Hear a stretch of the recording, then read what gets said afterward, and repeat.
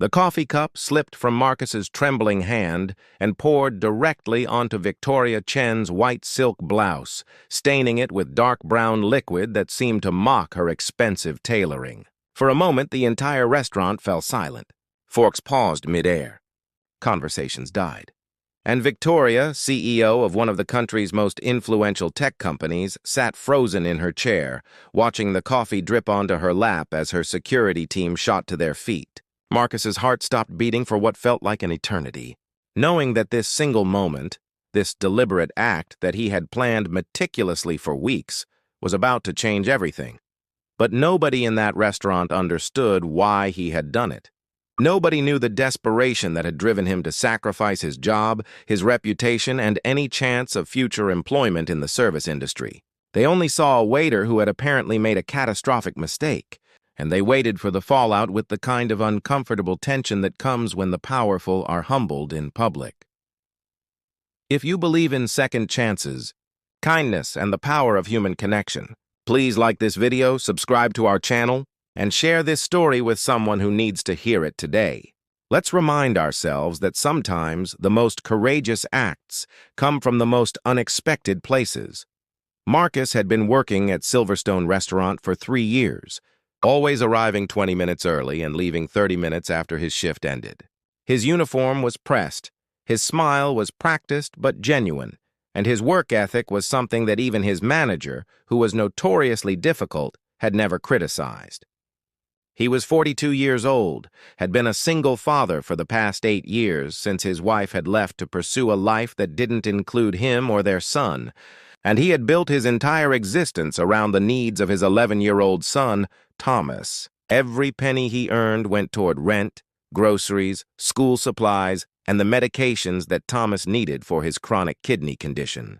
The hospital bills were astronomical. The insurance only covered so much. And despite working double shifts on weekends and picking up every available shift during the week, Marcus was slowly drowning under the weight of medical debt that seemed to multiply faster than he could pay it down.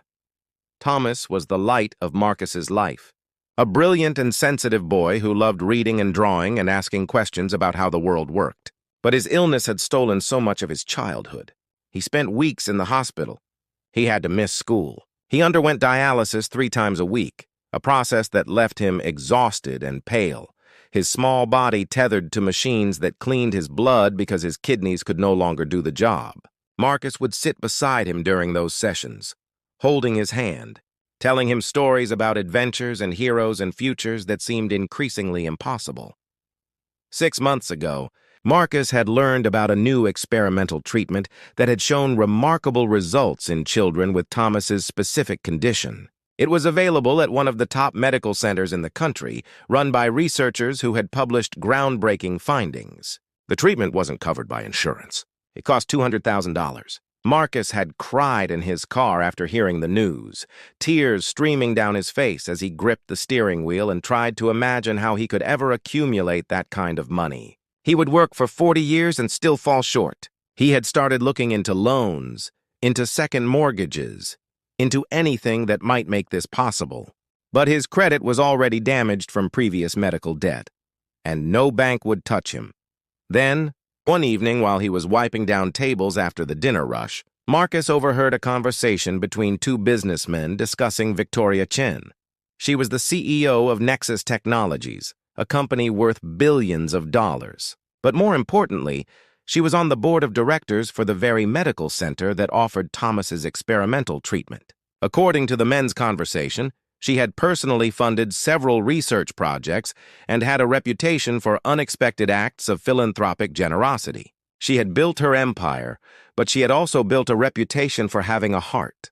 The businessman mentioned that she was coming to Silverstone for a lunch meeting the following week. Marcus's mind had begun working immediately, turning over possibilities like smooth stones in his pocket.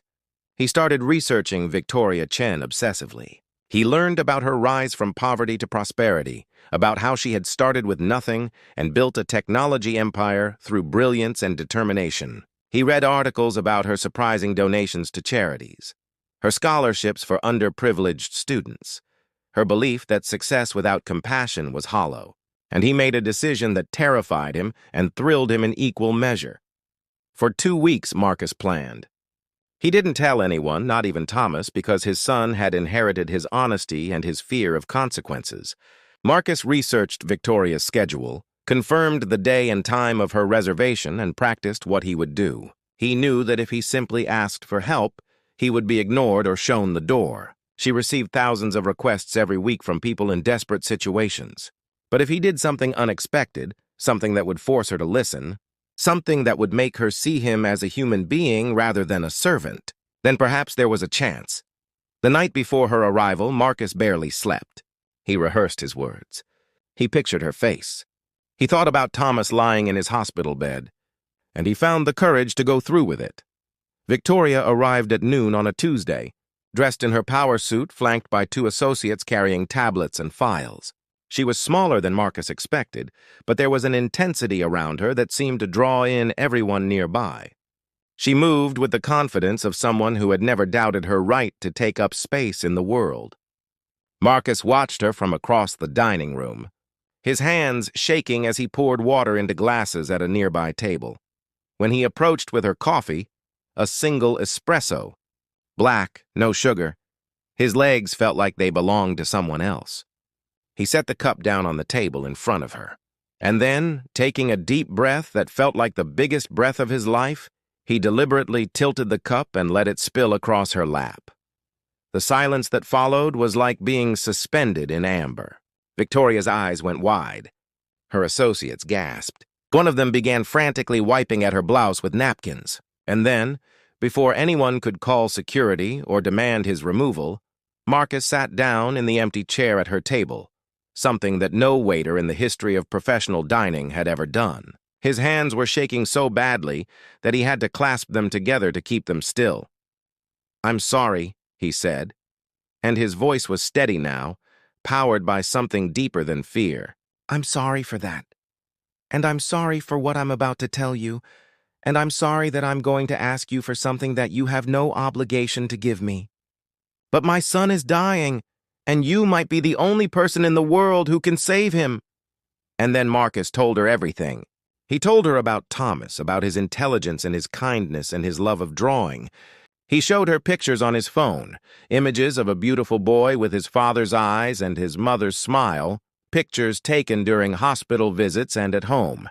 He explained about the experimental treatment, about the $200,000, about the fact that Thomas would likely not survive another 5 years without it. He told her that he had spent weeks thinking about how to get her attention because he knew that desperation alone would never be enough. He had spilled coffee on one of the most powerful women in America because it was the only way he knew to be seen. Victoria sat perfectly still throughout his entire confession. Her coffee-stained blouse stuck to her skin. Her associates hovered uncertainly in the background. And when Marcus finished speaking, tears streaming down his face in a way he couldn't have stopped even if he'd tried, Victoria reached across the table and took his trembling hands in hers. "Tell me everything," she said quietly. "Tell me about Thomas. Tell me about this treatment. Tell me what you need." What happened next became the story that changed Marcus's life forever. Victoria made phone calls from her office that afternoon. She reached out to colleagues, to the medical center's director, to researchers. She didn't donate the money out of obligation or pity.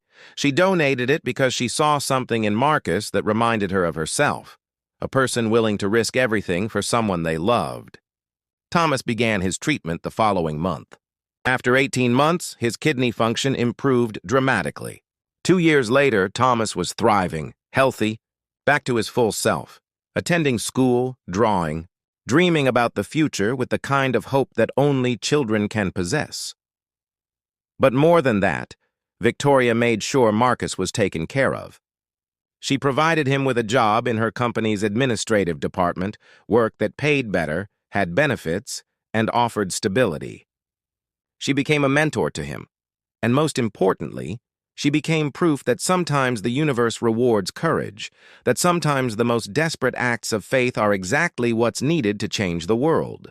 Marcus had risked his job and his dignity because he believed that human kindness still existed in people, even in the most powerful corners of society. If this story touched your heart, If you felt moved by Marcus's love for his son and Victoria's compassion, please engage with this video. Like it. Comment below and tell us, what would you do to save someone you love? Share this story with your friends and family. And if you haven't already, please subscribe to our channel for more stories that remind us of the goodness that still exists in this world. 3 years have passed since that fateful day. Thomas is healthy and strong. Marcus has built a life of stability and purpose. And Victoria and Marcus remain friends, proof that kindness and courage can create bonds stronger than any professional relationship. Before you go, please leave a comment below with just one word, just one, that describes what you felt watching this story. Was it hope? Faith? Love? Let us know in the comments section. Your words remind us why stories like these matter.